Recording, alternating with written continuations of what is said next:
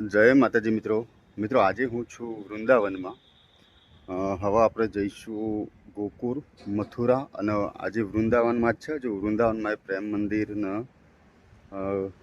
બાકી બિહારીજીના મંદિરે જઈશું, તો વ્લોગમાં બન્યા રહેજો। તમને ગોકુળ, મથુરા, વૃંદાવનના દર્શન કરાવું કે કેવું છે। તો મારી પાછળ તમને જે દેખાઈ રહી છે હોટલ છે, જ્યાં અમે આજે ગઈકાલે રાત્રે રોકાણ કર્યું હતું તે, અને આજનો દિવસ પણ અહીંયા જ રોકાવાના છીએ।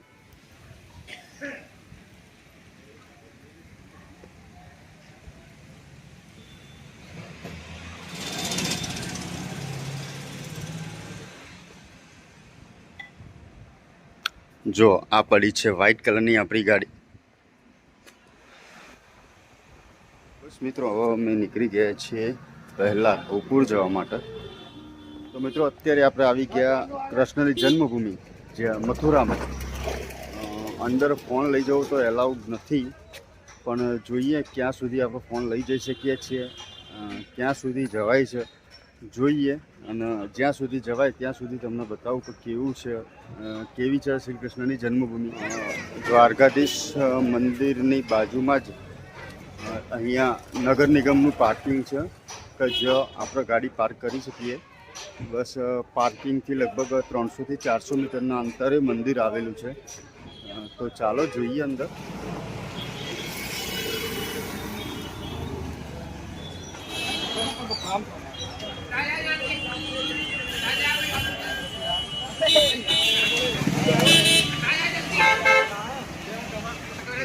તો બસ આ મથુરાના બજારમાંથી હવે મંદિર તરફ આપણે જઈ રહ્યા છીએ।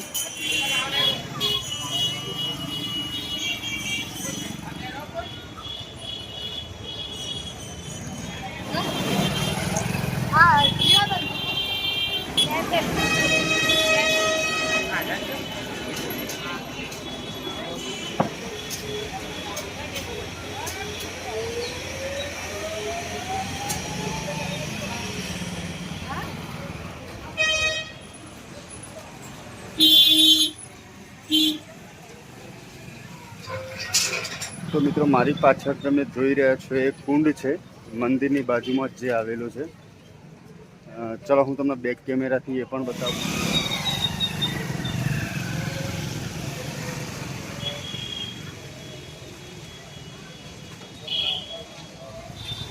લાગે છે અહીંયા નવો આરસીસીનો રોડ બન્યો છે,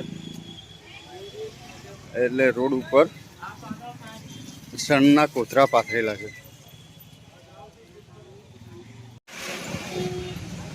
ચાલો ગેટની અંદર જઈએ।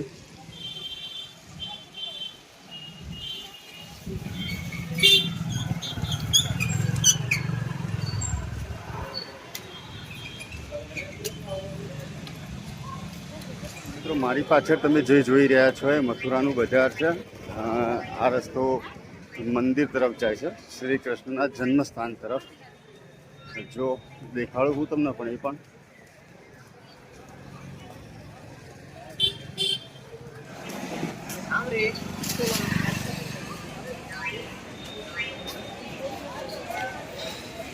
મારી પાસે તમે જોઈ રહ્યા છો એ મંદિરમાં અંદરની સાઈડ જન્મભૂમિમાં જવાનું ગેટ છે, પણ ત્યાંથી અંદર ફોન લઈ જવાની મનાઈ છે, એટલે આનાથી આગળ આપણે ફોન નહીં લઈ જઈ શકીએ।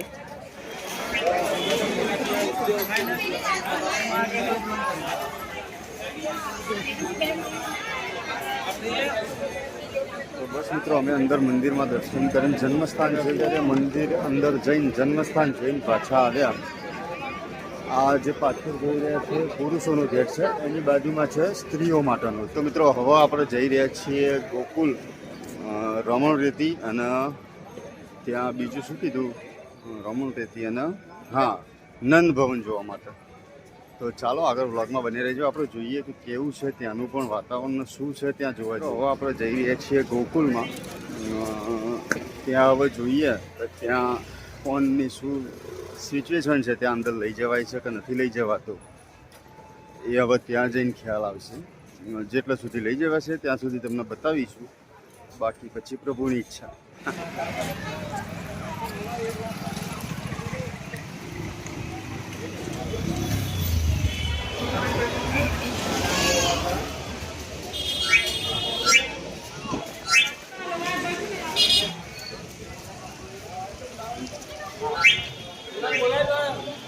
पाछळ तमे जो જોઈ રહ્યા છો એ પોતરા કુંડ છે, જે મંદિરની બિલકુલ બાજુમાં જ લગભગ 100 મીટરના અંતરે આવેલો છે. આ છે જૈન કૃષ્ણની જન્મભૂમિની એકદમ નજીક.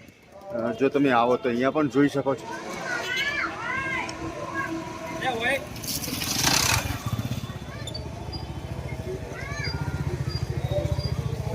તો મિત્રો આ છે પોતરા કુંડ, જે મંદિરની બિલકુલ બગલમાં જ આવેલું છે.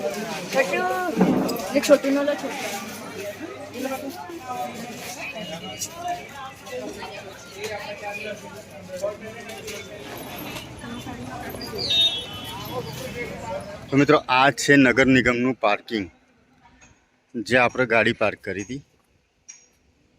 તો ચાલો હવે જઈએ ગોકુળ તરફ.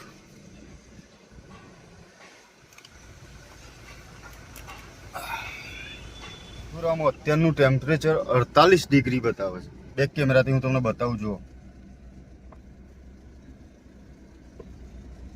દેખાય છે? તો મિત્રો અત્યારે આપણે આવી ગયા છીએ નંદ ભવન. ચાલો જોવડો તમને પણ બતાવું કેવું છે નંદ ભવન. કેમેરો જો અંદર લઈ જવાય તો.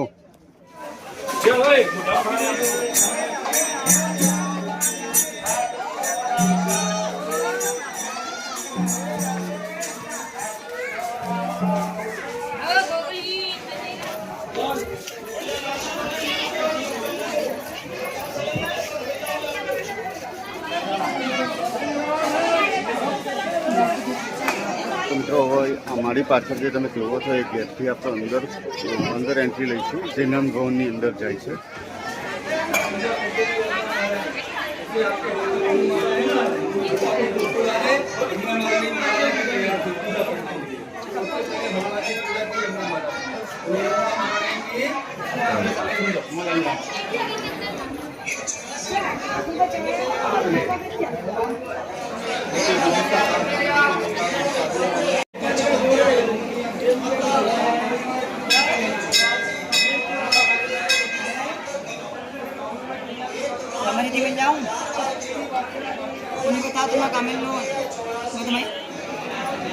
शरीर पर कातर बिच्छू है, बगल में मृगशाला है, जटा बंधी हुई है, बड़ा भयानक विषय जाती देख पर कहते हैं यशोदा मैया एक सोने के थाल में हीरे मोती जवाहरात सोना चांदी सजा के लाती है. મિત્રો અત્યારે હું પહોંચી ગયો નંદ ભવન. જો મારા પાછળ તમે જોઈ રહ્યા છો એ નંદ ભવન જ છે. હું તમને બેક કેમેરો કરીને બતાવું કે કેવું નંદ ભવન છે. ભવનની અંદર 84 ખંભા છે. એવું કહેવાય છે કે તમે જેટલી વાર એને ગણો એટલી વાર વધઘટ થતા રહેશે. તો ચાલો હું તમને બ્લોગમાં એ પણ બતાવીશ કે અહીંયા ખંભા કેવા છે.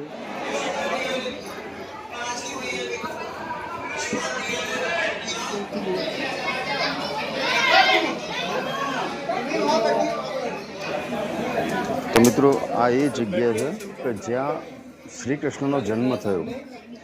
પછી સર્વ દેવી દેવતાઓ એમના દર્શન માટે નંદ ભવન આવ્યા હતા. જ્યારે ભગવાન શંકર એમના દર્શન માટે આવ્યા ત્યારે માતા યશોદાએ એમને આ જગ્યા ઉપર રોકી દીધા હતા. અંદર પ્રવેશ નહોતો આપે. યશોદા ભવનની અંદર એમના દર્શન કરતાં રોક્યા હતા. અને જ્યારે ભગવાન શંકર અહીંયા એમના દર્શનની રાહ જોઈ અહીંયા બેસી ગયા હતા કે જ્યાં સુધી એમના દર્શન ના થયા ત્યાં સુધી એ ત્યાં બેસી રહ્યા હતા. उसके दरवाजे से वापस नहीं आना चाहिए. अगर किसी के घर गए यात्रा करके तो उसके घर में दरबार में बैठना चाहिए, तो वो जाना सफल होता है. तो कहाँ को गांधी धाम गुजरात और कहाँ रोको राम मंदिर का दर अपने घर से आप यहाँ आए तो यहाँ भगवान के हरि के द्वार में विराजमान बैठे. और सबसे बड़ी बात है व्यवस्था. व्यवस्था क्या है?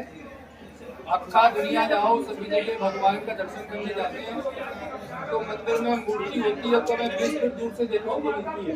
हमें भगवान के पास नहीं जाने दिया जाता है. मंदिर क्यों जाते हैं हम लोग? दर्शन करने. अच्छा, भगवान की भक्ति को संसार में सब लोग करते हैं. चींटी भी करती है, गाय भी करती है, पंछी भी करता है, मनुष्य भी करता है. और ब्रह्मा जी भी माला जपते हैं, शिव जी भी बैठे हुए कैलाश में राम राम जपते हैं, वेदकारी स्वरूप में भगवान का नाम जपते हैं. सब लोग भगवान की भक्ति करते हैं. पर भगवान से मिले कितने लोग? आगे बढ़ो बेटे, आगे अपना साथ वाला बैग पे जैसी वैसी नहीं, आगे बढ़ो।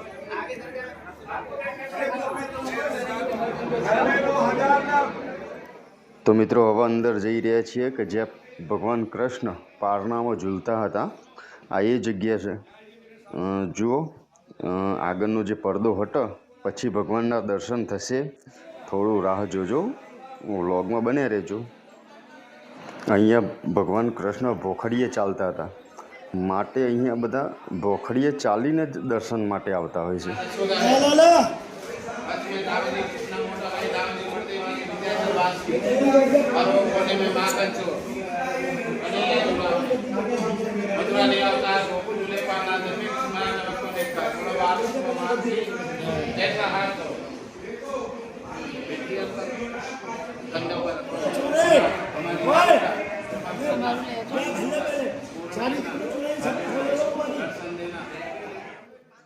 તો મિત્રો વિડીયોમાં તમે જોઈ રહ્યા છો એ છે ભગવાનનું પારણું.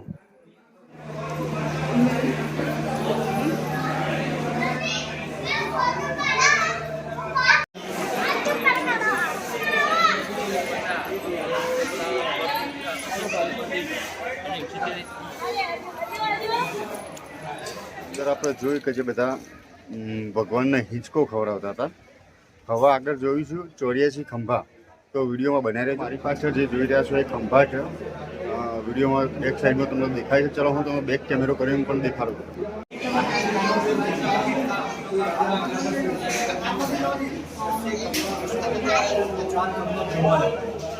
अभी देवताओं ने माया से बनाई है, लोग बनाएंगे नाक के तोड़ के देवता कैसे लगाते हैं, ऐसे माया से लगाएंगे तो समझ पा रहे आप गिनना शुरू करोगे ना तो काफी नहीं आए। कौन सा पहला युग का नाम क्या? युग का सतयुग। क्या नाम है? सनातन में सबसे पहला युग कौन सा था? सतयुग। ये सतयुग कैसे? जो ब्रह्मा जी ने सतयुग का चिन्ह लगाया, कैसे लगाया? आज चारों तरफ से ये जो कुंभ कलश बना हुआ है, कुंभ कलश। आज जो ब्रह्मा जी के 5 मुख, क्योंकि ब्रह्मा जी के कितने मुख हैं? 5। तो ब्रह्मा जी ने लगाया ना उनका मुख। और आज वो शेषनाग, आदि शेषनाग वासुकी। सतयुग युग था ना, किसका युग था? असुर का। उस समय धरती पे देवता रहते थे। कौन रहते थे? देवता। असुर नहीं थे उस समय धरती पे, देवता थे। इसलिए यह सत्य था, असत्य नहीं था। इसको हाथ लगाओ या हंड लगाओ, ओम बोलो या शिव बोलो, ओम या शिव बोल के आगे आओ।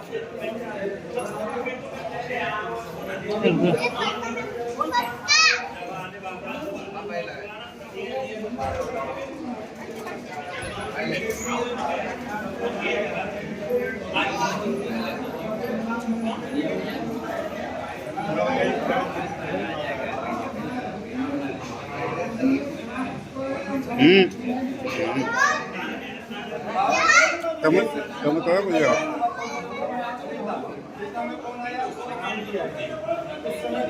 राम भी था, रावण भी था।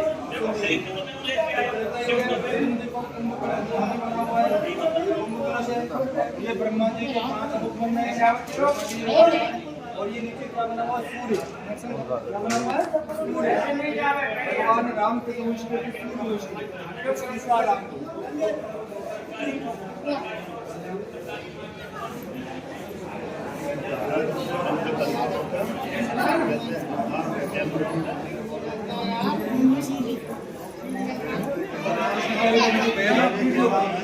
ब्रह्मा जी ने बनाया 5 मुख और नीचे कौन है? अभी कलयुग को 5000 साल हुए हैं। अभी कितना लंबा है? लाखों साल पड़े हैं। भगवान तो एंड में आएंगे तो उसमें पूरी ब्रह्मा का स्थान है। हमें यहाँ से ऐसे जाके परिक्रमा करके यहाँ आके प्रणाम करके और सीधा बाहर लगे, ऐसे सीधी परिक्रमा से जाता है। अभी हमें चिन्ह दिखाए तो मैं ऐसे दिखाए, और ऐसे परिक्रमा करेंगे सारा बाहर से और यहाँ प्रणाम करके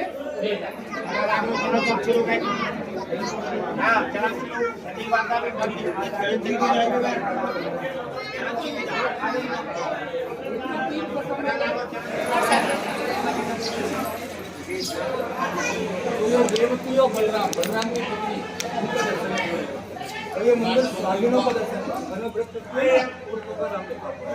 जानती है। घर से पूरी दूध लेके आके रात में फाइनल इस्तेमाल करते हैं, बाकी टोकरी मिलती है। आपको अच्छा लगेगा बीजा एक ही प्रार्थना करनी है।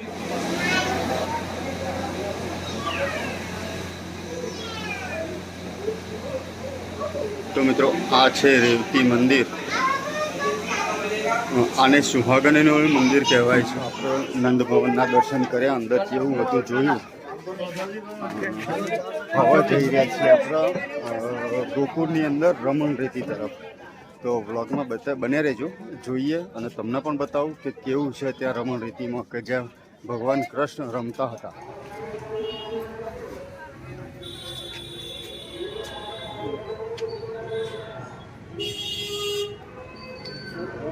મિત્રો આપણે અત્યારે પહોંચી ગયા છીએ રમણ રેતી.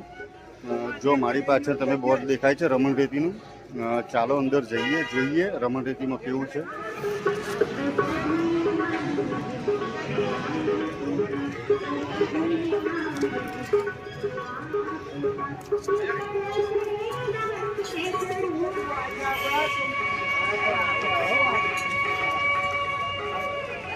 હવે આપણે જઈ રહ્યા છીએ રમણ રેતી આશ્રમ તરફ. મારા પાછળ તમે જોઈ રહ્યા છો એ રમણ રેતી આશ્રમનો ગેટ છે.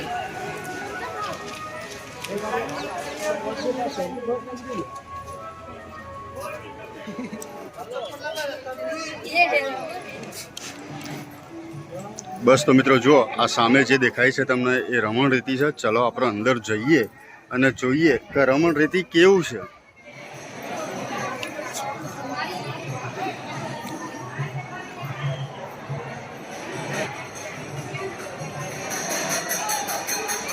जेब कतरों से सावधान.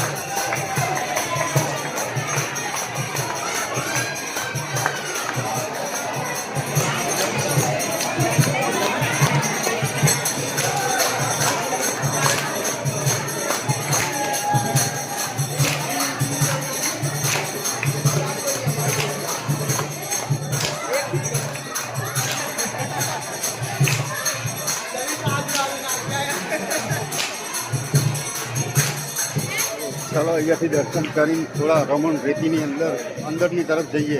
આપણે આવી ગયા અત્યારે રમણ રેતી, કે જ્યાં શ્રી કૃષ્ણ રમતા હતા, જ્યાં એમને માટી ખાધી હતી. આ એ જ જગ્યા છે. જો હું તમને બેક કેમેરાથી બતાવું કે કેટલી પબ્લિક છે અને કેવું છે એનું વાતાવરણ. गाय लेके आते थे वो देखो ना फोटो, जैसे घर से गाय लेके आते उसके बाद ऐसे बैठ जाते हैं. कदम का झाड़ है ये कदम.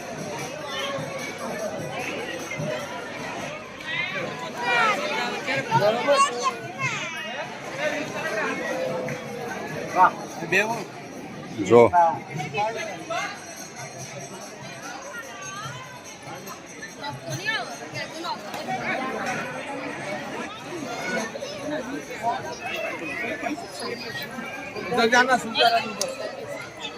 મિત્રો આ હતો આપણો ગોકુળ મથુરાનો બ્લોગ. આ બ્લોગ તમને કેવો લાગ્યો કોમેન્ટ બોક્સમાં જરૂરથી જણાવજો. વિડીયો પસંદ આવ્યો તો વિડીયોને લાઇક કરજો અને જો ચેનલ ઉપર ન હોય તો ચેનલને સબસ્ક્રાઈબ કરજો. હવે મળીશું આપણે કોઈ નવા બ્લોગમાં. ત્યાં સુધી બધાને જય માતાજી.